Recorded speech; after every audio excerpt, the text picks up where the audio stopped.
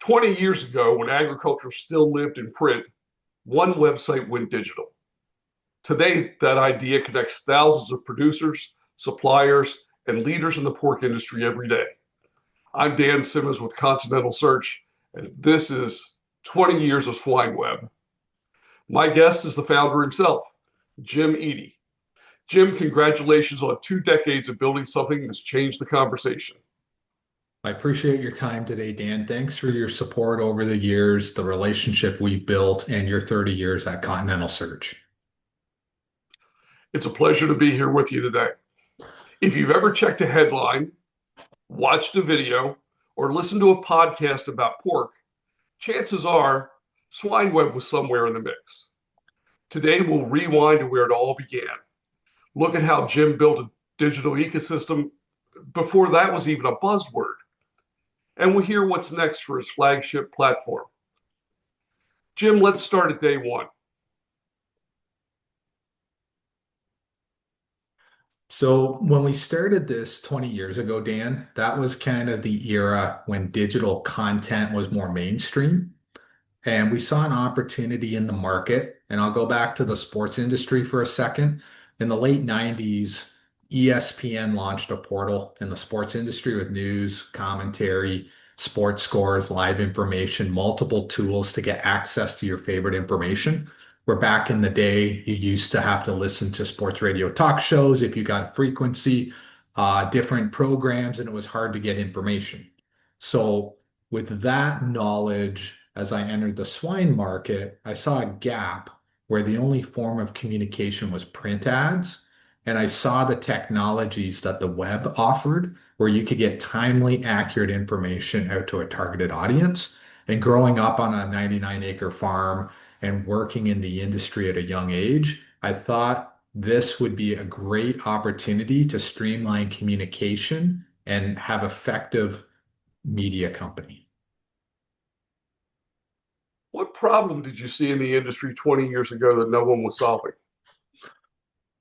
Well, based just on communication, what I saw was people placed ads in a magazine, and that was effective marketing, or that's how it was. And the problem I see from that is through a digital platform, if we're going to announce a new product, we could announce that new product instantly through the digital platform, through SwineWeb, through WordPress, through different website sources. So I thought a quicker access to information, because going back to the sports industry for a minute, you used to get the morning paper delivered at your Yeah. doorstep. And that sometimes the game that went late, you didn't see the score in the newspaper. And so seeing that online kind of sparked the vision for SwineWeb, where in the pork industry or the agriculture industry or other sectors, we want to have more timely, accurate information. And then going back to the print ad aspect, is I feel like there's higher communication opportunities through digital storytelling, digital brand awareness, different ways to reach people than just a creative ad. And the creative ad goes back to building brands for decades, even in print and TV. It's how successful brands were built. But with digital technologies and digital platform, we had that forward thinking opportunity of helping customers as well communicate more digitally savvy. Paint the scene for us. Where were you? Who encouraged you? And when did you realize you were really onto something? So I was in London, Ontario, and worked for a dot-com company in agriculture, started their online media business. I met a bunch of people in the pork industry, and there was kind of that need. There was people doing blogs and commentaries at that time, but there was no digital ecosystem in North America to communicate beyond print media. So, I met a bunch of people. One person, again, like Jim Long, writes a famous commentary. He kind of urged, why don't you start SwineWeb and kind of start that digital portal? And it really sparked the enthusiasm that someone had the confidence in that opportunity. And then kind of the dream again at that time was everybody like now it's web apps, there's social influencing apps. Everybody has their time of what's new in technology. And my era was digital content. So it was kind of a dream to run a digital news portal. Because I watch the 6 o'clock news. You want to be involved in that kind of thing. You see the ESPN. So because of that and working with different stakeholders and getting some customers early on, we saw that as kind of the launching pad. And when we realized we were onto something, we started another site, farmershowcase.com back then too. It was like a virtual trade show. So it's kind of what Amazon is, but it was more of a trade show for agriculture with products online. So comparing that to SwineWeb, SwineWeb hit it off because it was easier to explain because pork producers use SwineWeb for timely information based on raising pigs, news, and markets, where Farmer Showcase was very hard to explain. So we realized we were onto something when some of the bigger sustainable companies started getting involved in SwineWeb because we had a direct reach of their target audience and they saw the value in that transition of media. You have some other sites too, don't you? Yeah, we've got dairyproducer.com, beefweb.com, and poultryproducer.com. We expanded that infrastructure 8 to 9 years ago because SwineWeb, what we wanted to do is be a boutique publisher focused on the best content, building a community, a database, and something very direct. So with that model, we wanted to launch into the other species. We thought that was the best way to go rather than a consolidated portal because our focus again was be niche, boutique, directly hit a target audience and not have it a confusing offer like the Farmer Showcase, where people know if you're in the poultry industry, the dairy industry, you're using these platforms. And the key essence is authentic communication and storytelling journey. What was the toughest part early on? The technology, the content, building trust, getting your name out there? It was building relationships because some of the big media companies in the US have been around for decades and it's been a print journey. So I think it's been building the relationships and the trust with people to know that you have a tangible product and then getting them on board with the concept because agriculture is always a little bit behind other sectors. So explaining that, hey, I'm reaching a pig producer in Iowa and we have his email and he's following us on Twitter and he uses our platform, it was hard for people to get their head wrapped around at that time. So it was building the relationships and the trust of what digital is because it took even 5 to 10 years for people to even accept that digital was moving in the right direction and people use digital. So it took a long time to build that sustainability. Tell me one decision early on that you're really grateful for. Really sticking with the value of being a digital only company because at the time there were some other companies that were doing like some magazines and they were doing digital things like that. And we wanted to focus on the efficiency of communication. So sticking it out with the daily habit of building out the content every day, building the database, researching the social apps, researching different ways to reach producers. So just the consistency with the vision because the entire vision again was hit the target market, create great content, and make it easy for people to get information. So it was sticking with that vision of being a digital only company and then building around that to create a sustainable ecosystem. There have been a lot of sites that launch and fade. Very few become daily habits. What did you do to make SwineWeb part of people's daily routine? It was just going back to that philosophy of every day is an opportunity to build and get better and keep stacking the good days and keep building towards the infrastructure that you want. So it was finding processes to get people to send us content, to find content, to create content. So it was building that habit of doing it every single day, building the habit of creating a newsletter that started monthly, then weekly, then daily. It was building the habit of adding tools to the website, like an app, a podcast, a job board, um, different content sections, different things like a Hall of Fame.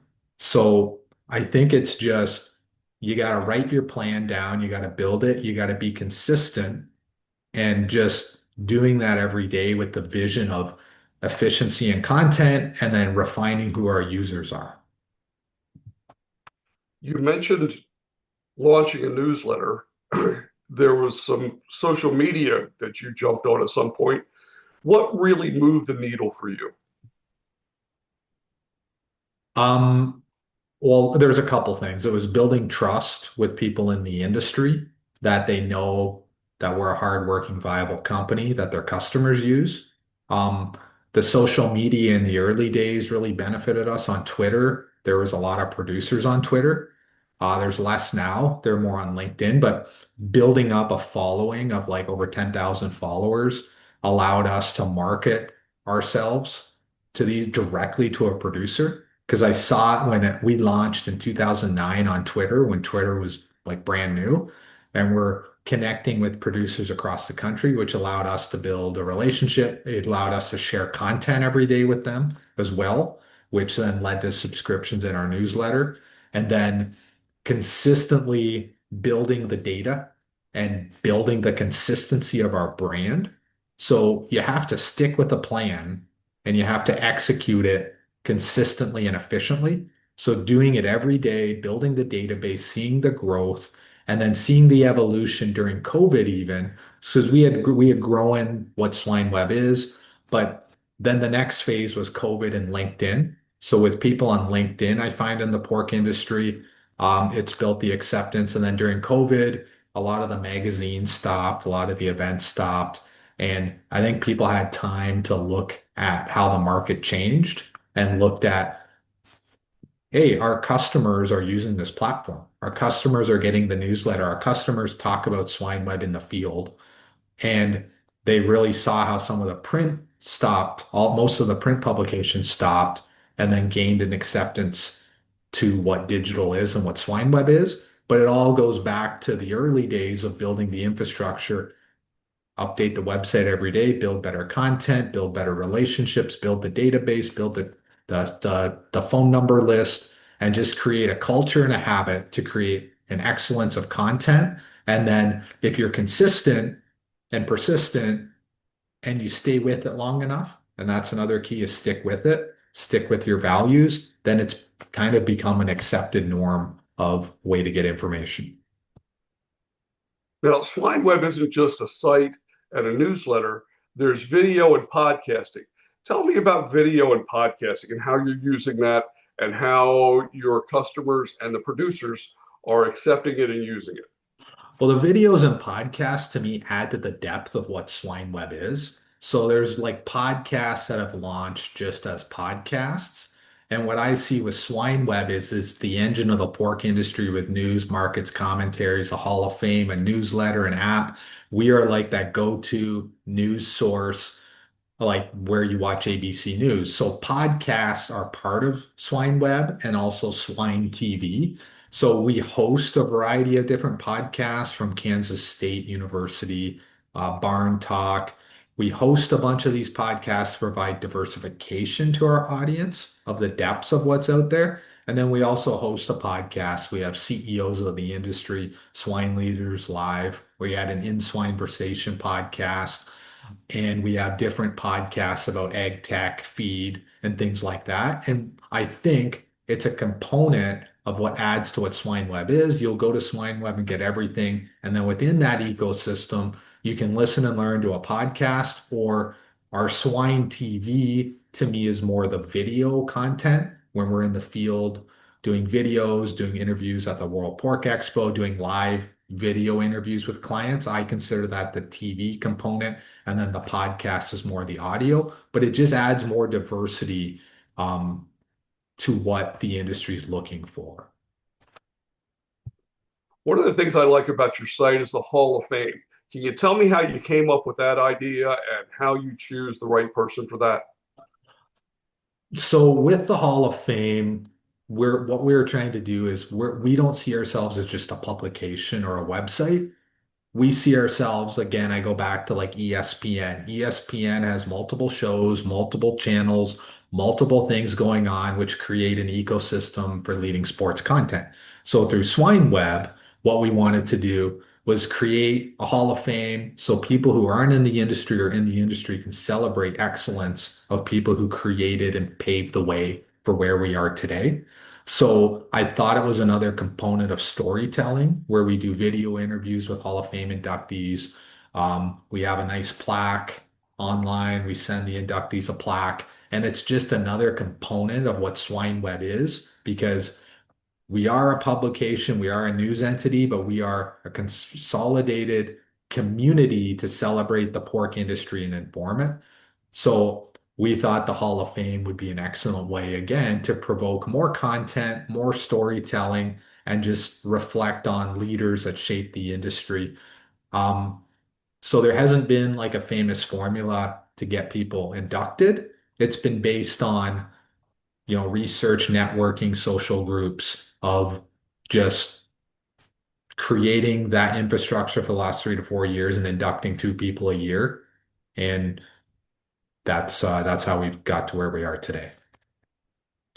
You've profiled lots of leaders in the pork industry in Canada and the US, and some people who are not quite so prominent. What do those stories say about the character of the pork community? I think the pork industry is resilient, hardworking, progressive, and to me it's a beautiful thing because it's part of the food chain. So we're an important part of the food chain. We have great people, depths of people working in the industry. So right from production, farrowing, marketing, admin, HR, and I think that's even underrated of our industry is the depths. People might think if you raise pigs, you're just a farmer, but there's so many layers of types of opportunities and employment within the industry. And when we're profiling on our Peoples and Profile page, we just want to show the depth of that story and the importance of the story of that person and showcase the resiliency, hard work, and passion. Almost every time we talk, you use the term storytelling. Okay, that's what you do. You tell stories. And I'm assuming people come to you and say, well, I want to talk about this, or this is a good story, or this is the story I want to tell. What kind of story do you wish more people would pitch you? There's so many depths to that answer, like new builds, behind the scenes of something. If there is a speaker at an event or a new product, don't just have a press release of what's happening. Have like a depth or a four-part approach to unlayering the story and connecting with the audience. Look at the true value of what the industry wants to know. So JBS has different expansions going on in Iowa. People are loving that kind of news, expansion in the industry. It's more general kind of information, but that's an example of what's happening in the industry. But from authentic storytelling, it's get to the root of what your customer wants, get to the root of your core values, the story, and the human interest part of it, and then try to unlayer the story into more depth. So I wish people would really look at it as an opportunity to tell the story and continue because your story evolves constantly. And it's how you tell that story is what's going to gain traction. So I wish people would look at this as an incredible opportunity to build and tell the story and not just look at it sometimes as here's a press release or here is information and then try to get away from product selling more so and focus on the core competencies of a story. Like when a new facility opens, we've had a lot of Montana pork colonies open new facilities. So getting pictures from the event, photos in the barn, the story about whether it was a rebuild from a fire. So going in depth, who constructed it, what products in the barn. I think going more in depth like that, Dan. You've told lots of stories, and there's lots of podcasts and videos on your site. If somebody just wanted to sample one, what's one of your favorite videos or interviews that you've done? So I think the CEO of the industry show, Dan. There's been some great interviews there. We've interviewed 15 leaders of the top 50 production companies in the US. So beyond that show, there's lots of great stories. But what we wanted to do with this show is specifically talk to CEOs in the top 50. Everybody has a different story. So the feedback I've gotten has they learn something new from every CEO that we've talked to, and they want to learn about their opportunities, challenges, and their vision in leading a company forward. And it's that's the kind of journalism that I feel like is what we need to do to go next level in the industry is really talk to the leaders, really hash out the core topics, kind of like you used to watch on like ABC News, 60 Minutes, different executive shows, different sports shows that you would listen to sit down interviews with. So I think as we try to move forward, it's trying to get more of the leaders like that, hearing their voice. And as a whole, on the CEO show, there's been a lot of great interviews we had, like Greg Howard when he took over Christensen Farms, hearing his journey from Canada and how he got to Christensen, John Schwartz and his legacy at Schwartz Farm, still a family-run pork production empire in Minnesota, uh, which was authentic. And then even from, Triumph, Matt England won an award, one of the top influential people in the industry. So talking with a diverse range of people like that, Dan. You have a lot of advertisers, and I know you help them build their brands. What's the mistake that you see brands just make over and over? What if you could tell them, don't do this, what would that be? It's just the lack of consistency because the people start and stop and start and stop, and there's a lot of different uh, people change jobs a lot, lots of different decision makers. People are overthinking marketing and communication sometimes, and I think what you want to do is look internally at your company and your product and say, what are we trying to accomplish? What's our story? What's our mission? How do we be better communicators? Because I think the key is efficient communication and consistency. So sometimes they'll start a project, stop a project. There's lots of different things. Some companies aren't as a believer in storytelling and media. So to me, it's the start, stop, start, stop. So what you want to do is build an infrastructure internally with your company to say if it's a core value to that company to say we want to be better storytellers, we want to leverage digital, we want to work with a partner, we've got many tactics that we can do to reach this, we need an editorial calendar, we need a roadmap, let's hit this and drive it hard. I think that's what I'd like to see more of is the confidence to say we want to be great storytellers, we want to build a consistent plan, because what I've seen with clients, this business, with health and fitness, you stick to it, you be persistent, you be consistent, and you got to build and have patience. So I think that was a long answer, but stick with it and be consistent with it and own your strategy. Sometimes people too much, they're like wondering, what is my direct ROI? Is this working? Well, my philosophy is if you're communicating to the right people, you're communicating your story and you're constantly telling your story and building your brand, that's how you build sustainability. Keep your brand in front of them, keep your story in front of them, stay on that strong. You mentioned a roadmap and a strategy. What's your strategy or roadmap for the next year or two? You got any new series or product features or events or community tools you want to talk about?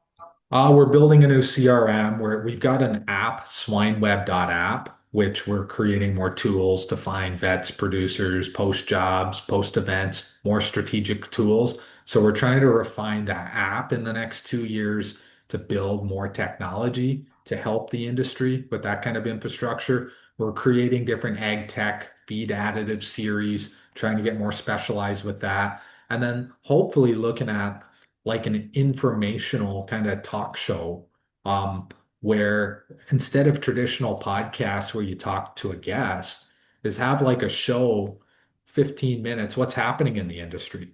Have host chat, have two hosts talk about current events, what's happening, bring on some short-term guests, really create kind of not entertainment per se, but more engaging content to continue to drive people through the channel and then enhance the app, more tools for people beyond just being a content provider, and then just looking and continuing to examine how do we deliver the information our customers want and all the feedback we get continue to help us drive in that direction.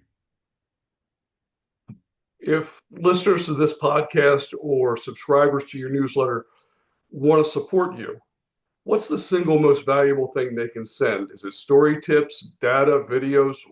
What would you most like to have? Any feedback on what to do to make SwineWeb better? Any authentic storytelling in the field? I think we need more in the field. And any feedback is welcome, Dan.